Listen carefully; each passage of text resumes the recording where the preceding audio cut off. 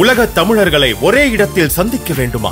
உங்களை அன்புடன் அழைக்கிறது தி ரைஸ் அமைப்பின் 13வது உலக தமிழர்கள் மற்றும் திறனாளர்கள் மாநாடு. நடைபெறும் நாள் ஜூன் 7 முதல் 9 வரை 2024 சுவிட்சர்லாந்து நாட்டில் உலக புகழ்பெற்ற டாவோஸ் காங்கிரஸ் சென்டரில். இன்றே பதிவு செய்வீர். www.tamilrise.org. தொடர்புக்கு 9150060032.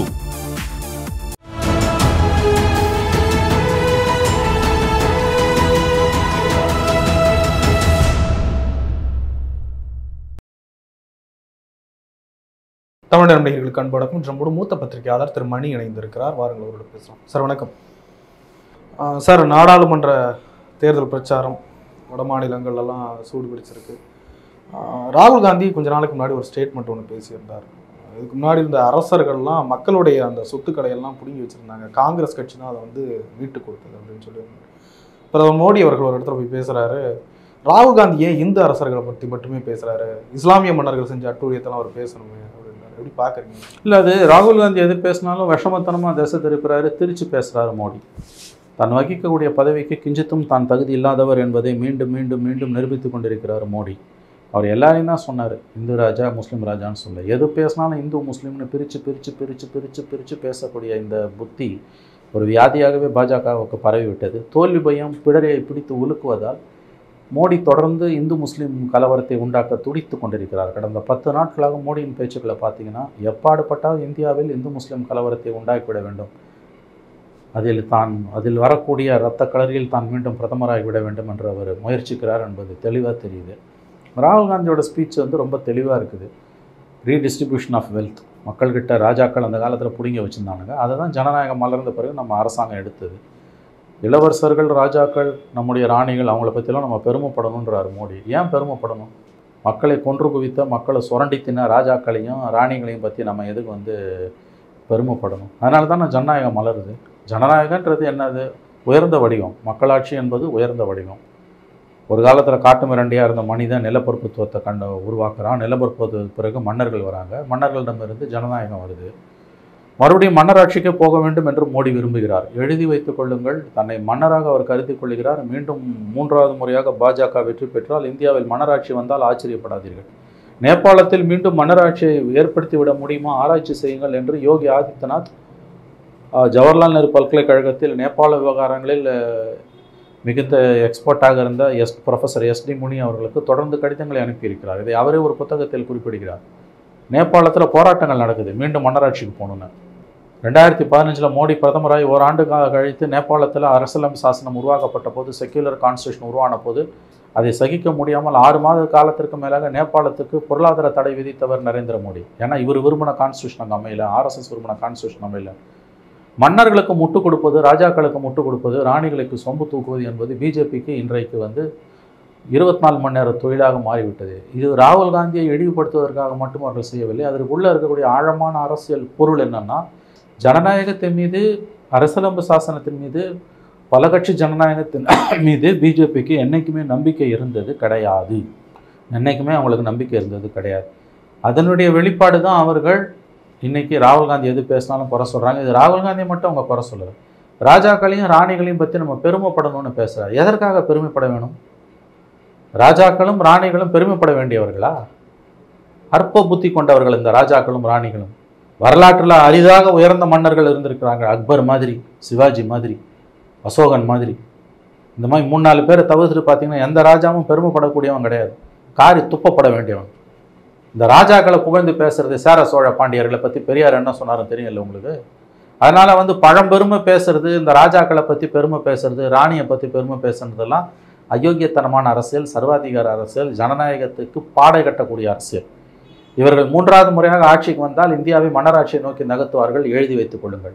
நேபாளத்தில் மன்னராட்சி வேணும்னு இவன் சொல்கிறாங்க, இங்கே இருக்கக்கூடிய பிஜேபிக்காரன் இவன் உசுப்பி விட்டாங்க. ஆர்ப்பாட்டம் நடக்குது நேபாளத்தில். எதுக்கு? இப்போ இருக்க ஜனநாயகம் மறுபடியும் மன்னராட்சிக்கு போகணுமா? முன்னால் போனதை பின்னால் எழுதுகிறான், காட்டு மிராண்டியாக போங்கடான்றான் எல்லாரையும். இப்பயே ஒரு மன்னராக தான் இருக்கார் மோடி, பாதுஷா தானே அவர். 3வது தடவை ஜெயிச்சிட்டாருன்னா அவ்வளோதான், பட்டாபிஷேகம் தான். ஆகவே மன்னராட்சியை நோக்கி இந்தியாவை நகர்த்துவதற்கான பல கட்ட நடவடிக்கைகளில் ஒரு கட்ட நடவடிக்கை தான் காங்கிரஸ் தலைவர் ராகுல் காந்தி மன்னர்களையும் ராணிகளையும் இளவரசர்களையும் இழிவுபடுத்திட்டார்னு பேசக்கூடிய பெட்டை புலம்பல், அபத்தமான கருத்து. பெருமைப்படுவதில் ராஜாக்கள் ராணிகளை பற்றி பெருமைப்படுவதில் எதுவுமே இல்லை, எழுதி வைத்துக் கொள்ளுங்கள். அவர் இஸ்லாமிய மன்னர்கள் மட்டும் குறிப்பிட்டு சொல்றாரு. இது வழக்கம் போல இழிவுபடுத்துறது. இஸ்லாமிய மன்னர்கள் எவ்வளவு கோயில்களை தரமட்டமாக்கியிருக்காங்க தெரியுமா? எத்தனை நூற்றுக்கு சேர சோழ பாண்டியர்கள் படையெடுத்து போகும்போது தமிழ்நாட்டுக்குள்ளேயே எத்தனையோ கோயில் அடிச்சிருக்கான். அது ராஜ்யத்துக்காக வந்த சண்டை, மதத்தின் மேலால் வந்தது கிடையாது. சமணர்களை கழுவுல ஏற்றுறான சைவர்கள், அது என்ன கதை? பழசை பேசிக்கிட்டே போனால் இங்கிலாந்தில் ஒரு பழமொழி உண்டு. நீங்கள் கார் ஓட்டி கொண்டு போகும்பொழுது ஒரு தேசிய நெடுஞ்சாலையில் ரியர் மிரரில் பின்னால் வரக்கூடிய வாகனங்களை காட்டக்கூடிய கண்ணாடியை மட்டுமே நீங்கள் தொடர்ந்து பார்த்து கொண்டு கார் ஓட்டினால் மரத்தில் போய் மோதுவீர்கள். அதைத்தான மோடி செய்கிறார். இந்த 10 நாள் நடக்கிற அவலமான பிரச்சாரத்தை பார்த்தீங்கன்னா ரத்தம் கொதிக்கும். பச்சை பொய், ஜம்மு காலத்தில் வடிகட்டின பொய். காங்கிரஸ் மேனிஃபெஸ்டோவில் சொல்லாததெல்லாம் சொன்னதாக சொல்கிறாரு. பச்சை பொய்யை அவுத்து விட்டுருக்காரு அவர். உங்கள் சொத்தெல்லாம் காங்கிரஸ் பிடிக்கணும், உங்கள் தாலி அறுத்து இந்துக்கள் தாலி அறுத்து இஸ்லாமியர்கள் கொடுத்தோம், 2 கார் இருந்தால் ஒரு காரை பிடிப்போம், 2 வீடு இருந்தால் ஒரு வீடை பிடிப்போம். எங்கேயுமே அப்படி சொல்லலை. இவ்வளவு கீழ்த்தரமான ஒரு பிரதம மந்திரியை நாடு சந்தித்ததில்லை. இவ்வளவு மோசமான ஒரு வெறுப்பு பிரச்சாரத்தை ஒரு பிரதம மந்திரி பேசி இந்தியா இதுவரை கண்டதில்லை. இன்னும் 5 ஃபேஸ் எலெக்ஷன் இருக்குது, என்ன கதியாக போகுதுன்னு தெரியல. 2 ஃபேஸ் எலெக்ஷன் முடிஞ்சிருக்கு, எப்படி பார்க்குறீங்க? எப்படி இருக்கு? அதில் ஒன்றும் பார்க்கறதுக்கு எதுவும் இல்லை. எல்லாரும் அவன் பிடிச்சதை பேசுகிறான். அந்த கணிப்புகளுக்குள் நான் போக விரும்பவில்லை. எல்லாரும் ஆளாளுக்கு பிடிச்சதை தான் பேசுகிறான். பிஜேபிக்கு பிடிச்சவன் பிஜேபி வருன்றான், பிஜேபியை பிடிக்காதவன் எதிர்கட்சி வருன்றான். அந்த விளையாட்டுக்குள் நான் போக விரும்பவில்லை. யார் ஜெயிப்பார் யார் தோற்பார் என்பது குறித்து நான் எந்த கருத்தும் சொல்ல விரும்பவில்லை. களம் எதுவும் மாற்றத்தை சந்திச்சிருக்குன்னு நினைக்கிறேன். கேள்விக்கு மறுபடியும் அதுதான் பதில். நீங்கள் எத்தனை முறை குட்டிக்காரனை போட்டு எவ்வளோ தூரம் கேள்வி கேட்டிங்கனாலும், நீங்கள் எவ்வளோ தூரம் நாக்கில் விதவிதமாக வெண்ணெய் தடவி கேட்டிங்கனாலும் என் பதில் இதுதான். தேர்தல் முடிவுகளை குறித்து நான் எந்த கருத்தும் தெரிவிக்க விரும்பவில்லை.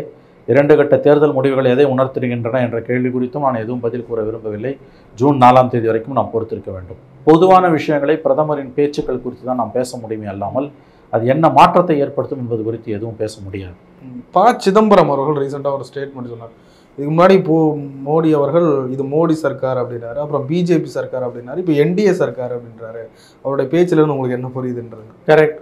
மெஜாரிட்டி கிடைக்காது என்ற அச்சம் மோடிக்கு வந்திருக்கிறது. இப்போ பார்த்தீங்கன்னா ஆப்கி பார் 400 பார்னு சொல்ல மாட்டேன்றார், 400க்கு மேலேன்னு சொல்ல மாட்டேன்றார், 370ன்னு சொல்ல மாட்டேன்றார். எங்கன்னா ஒரு பேட்டியில் இன்னைக்கு கூட டைம்ஸ் ஆஃப் இந்தியா பேட்டியில் சொல்லியிருக்காரு. அது பேட்டியை கேள்வி எழுதி கொடுத்துட்டு இவனுங்களே பதில் வாங்கியிருப்பானுங்கன்னு நினைக்கிறேன். ஒரு ப்ரெஸ் கான்ஃபரன்ஸ் கூட அட்டன் பண்ணாத ஒரே பிரதம மந்திரி மோடி தான். அதில் வீராவசமாக 370ன்றாரு. பார்ப்போம், அது ஜூன் 4ஆம் தேதி தெரிஞ்சிடும். அந்த விளையாட்டுக்குள்ளே நம்ம போக முடியாது. மோடிக்கே ஒரு பயம் வந்திருக்கும். கண்டிப்பாக வந்திருக்குது. இல்லாட்டியும் ராஜாக்களை பற்றியும் ராணிகளை பற்றியும் நவாபங்களை பற்றியும் மன்னர்களை பற்றியும் எதுக்கு பேசுகிறாரு? ஒரு பிரதம மந்திரி பேச வேண்டிய பேச்சா இதெல்லாம்? உன் சாதனையை சொல்லி உன்னால் ஓட்டு கேட்க முடியல, 2 கோடி வேலைவாய்ப்பை பற்றி பேச முடியல, விவசாயிகள் வருமானத்தை ரெட்டிப்பாக்கினதை பேச முடியல, கருப்பு பணத்தை மீட்பதுக்கு ஸ்பெஷல் டாஸ்க் ஃபோர்ஸ் போடுவேன்னா அதை பேச முடியல. எல்லா முனைகளிலும் தோற்று போன அரசு. நீ கட்டின ராமர் கோயிலை பற்றி சொல்லி கூட உன்னால் ஓட்டு கேட்க முடியல, 370 சொல்லி ஓட்டு கேட்க முடியல. மாறா காங்கிரஸ் மேனிஃபெஸ்டோவை எடுத்து பூத கண்ணாடி வச்சு அவன் சொல்லாதெல்லாம் சொன்னான் நீ இப்போ ஓட்டு கேட்குற. உன் மேனிஃபெஸ்டோவில் இருக்கிறத பேச துப்பு இல்லையே. உங்கள் மேனிஃபெஸ்டோவில் இருக்கிறத பேசுகிறதுக்கு உங்களால் முடியல. அவங்க மேனிஃபெஸ்டோவை பற்றி தான் நீங்கள் பேசுகிறீங்க. இதுலேருந்து நீங்கள் எவ்வளோ தூரம் தோல்வியை தழுவி இருக்கிறீர்கள், தோல்வி பயம் உங்களை பிடித்து ஆட்ட தொடங்கி இருக்கிறது என்பதை நாம் கண்டுகொள்ளலாம். மத அரசியல் மீண்டும் கையில் எடுத்து ரொம்ப தீவிரமாக அதை பேசிகிட்டு இருக்காங்க. எந்த அளவுக்கு அது கை கொடுக்கும்னு நினைக்கிறீங்க? அதுதான் தெரியல. ஜூன் 4ஆம் தேதி தான் அது தெரியும். அது கை கொடுக்குமா கொடுக்காதான்றதை பற்றி நாம் இன்றைக்கு எதுவுமே பேச முடியாது. ஆனால் அது அவங்க கையில் எடுத்துருக்குறாங்கன்றது உண்மை. வளர்ச்சியை சொல்லி ஓட்டு கேட்க முடியல, ராமர் கோயிலை சொல்லி ஓட்டு கேட்க முடியல, 2014 அவங்க மேனிஃபெஸ்டோவில் சொன்னதை கேட்டு ஓட்டு கேட்க முடியல. சார், வட மாநிலங்களில் இன்னும் அந்த மத அரசியல் எடுபட்டுக்கிட்டு தான் இருக்காரு. மத அரசியல் வட மாநிலங்களில் எடுபடாது என்று நம்மால் உறுதியாக சொல்ல முடியாது. அதுதான் இதில் இருக்க ஆபத்தே. மோடி ஏன் அப்படி பேசுகிறார்னா, சும்மா அவர் தெரியாமல் பேசலை, வாய்க்கு வந்ததை பேசலை. நன்கு திட்டமிட்ட ஒரு செயல் திட்டத்தின் ஃபாலோ அப் ஆக்ஷன், தொடர் நடவடிக்கையாகத்தான் மோடி இப்படியெல்லாம் பேசுகிறார். அதுதான் இதில் இருக்கக்கூடிய ஆபத்து. தென்னிந்தியாவில் நாம் மதவெறி அரசியலை தூக்கி எறிகிறோம், காரி உமிழுகிறோம். வட இந்தியாவில் அப்படி இல்லை, அதற்கு வரவேற்பு இருக்கிறது. தெரிந்தே மத அரசியலை மோடி கையில் எடுத்திருக்கிறார். இதுதான் இதில் இருக்கக்கூடிய ஆபத்து. காங்கிரஸ் அதுக்கு ஈக்குவலாக வலுவாக பிரச்சாரம் பண்ணுறாங்கன்னு நினைக்கிறீங்களா? ஓரளவு ஃபைட் பண்ணுறாங்க. அல்டிமேட்லி இது மக்கள் சம்மந்தப்பட்ட விஷயம். இன்றைக்கு நடக்கக்கூடிய தேர்தல் பிஜேபிக்கும் எதிர்க்கட்சிகளுக்குமான தேர்தல் அல்ல, பிஜேபிக்கும் இந்திய மக்களுக்குமான தேர்தல். இதை நாம் முதலில் புரிந்து கொள்ள வேண்டும். அதனால் காங்கிரஸ் எப்படி பண்ணுது, எதிர்க்கட்சிகள் எப்படி பண்ணுறாங்கன்னு பேசுவதே அபத்தமான ஒரு கருத்து. ராகுல் காந்தி சொல்கிறாரு, ஒரு 16 லட்சம் கோடி உங்களுடைய நண்பர்களுக்கு கடன் அடைச்சிருக்கீங்க, வெட்டித்தனமாக செலவு பண்ணிருக்கீங்க, அதெல்லாம் எடுத்து நான் மக்களுக்கு கொடுப்பேன் அப்படின்றாரு. இந்த ஸ்டேட்மெண்ட் சொல்கிறாரு. மக்கள் அதை விரும்புகிறாங்களான்னு பார்க்கணும். மக்களே போல்வர் கயவர். பிஜேபி மாதிரி ஒரு கட்சியை, மோடி மாதிரி ஒரு தலைவரை திரும்ப திரும்ப ஓட்டு போடுறாங்கன்னா இந்த ஜனங்களை பற்றி பேசுறதுக்கு என்ன இருக்குது? சொன்னால் நல்லது தான், சொன்னது நடந்தால் நல்லது. அதுக்கு வாய்ப்பு இருக்கான்றது தான் கேள்வி. அது ஜூன் 4ஆம் தேதி தான் தெரியும். இப்போ 16 லட்சம் கோடி எல்லாம் பிடிங்கி கொடுக்குறதெல்லாம் சாத்தியமாட்டுறது. அதில் ஒரு 2 லட்சம் கோடி எடுத்து கொடுத்தா கூட போதும், அல்லது ஃப்யூச்சரில் வரியை குறைச்சா கூட போதும். ஜிஎஸ்டி மாதிரியான வரிகளை இது வரைக்கும் நடந்து போச்சு. கொடுத்ததை பிரிக்க வேணாம், கொடுங்க வேணாம். இனிமேல் வரியை கணிசமான அளவு குறைச்சாங்கன்னா கூட அது நல்லது, நன்மை பயக்கும். கெஜ்ரிவால் இல்லை களத்தில், அது எப்படி இருக்குன்னு பாருங்க. தெரியல. அவங்க மே 25 தான் டெல்லியில் எலெக்ஷன். இன்றைக்கா நாளைக்கா கெஜ்ரிவாலோட பெயில் சுப்ரீம் கோர்ட்டில் வருது. சுப்ரீம் கோர்ட் என்ன சொல்ல போகுதுன்னு தெரியல. பெயிலில் விடலைன்னா இந்திய ஜனநாயகத்துக்கு அது இழுக்கு, அவ்வளோதான். Indian supreme court is on trial, not Kejriwal. ஜனநாயகம் படுகொலை செய்யப்பட்டு கொண்டிருக்கும்போது உச்சநீதிமன்றம் வேடிக்கை பார்த்தது என்று வரலாறு கண்டிப்பாக உச்சநீதிமன்றத்தை பற்றி எழுதும். தப்பு செஞ்சவனை உள்ளே போடுறான்னா அவன் கூட சேர்ந்துட்டானா அவனையும் விட்டுற. ஓடியாக கொள்ளை அடிச்சுட்டு ஊர் தாலி அறுத்துட்டு பிஜேபியில் சேர்ந்தானா அவனுக்கு புனிதர் பட்டம் கொடுத்து அவனை கட்சியில் சேர்த்துக்கிட்டு அவனை ஞானஸ்நானம் கொடுத்துட்றானுங்க. கட்சியில் சேரலைன்னா அவனை பிடிச்சி உள்ளே போட்டுறான். அதுதான் பிஜேபி.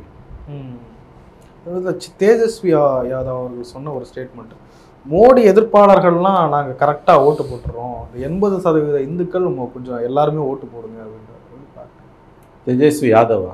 தேஜஸ்வி சூர்யா. நீங்கள் சொல்கிற தேஜஸ்வி யாதவ் பிஜேபி தலைவர், இவர் லாலுவோட மகன். இவர் தேஜஸ்வி சூர்யா பிஜேபி எம்பி. அவர் தான் பேசி சிக்கலில் மாட்டியிருக்கார். 80 vs 20 பேசியிருக்காரு. அவர் மீது வழக்குகள் பதிவு செய்யப்பட்டிருக்கின்றன. மதவெறி பேச்சை பேசி தான் தேர்தலில் வெற்றி பெற முடியும் என்று பிஜேபி உறுதியாக நம்புகிறது. அதான் அந்த எம்பி அப்படி பேசியிருக்காரு. அவர் மீது வழக்கு போடப்பட்டிருக்கிறது. சும்மா சார், நிறைய விஷயங்களை பகிர்ந்து கொண்டீங்க. நன்றி மார்ஷல்.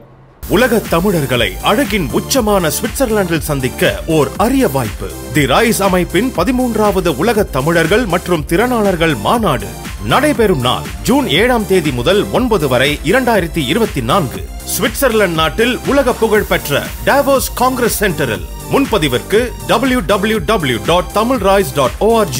தொடர்புக்கு 9150060032.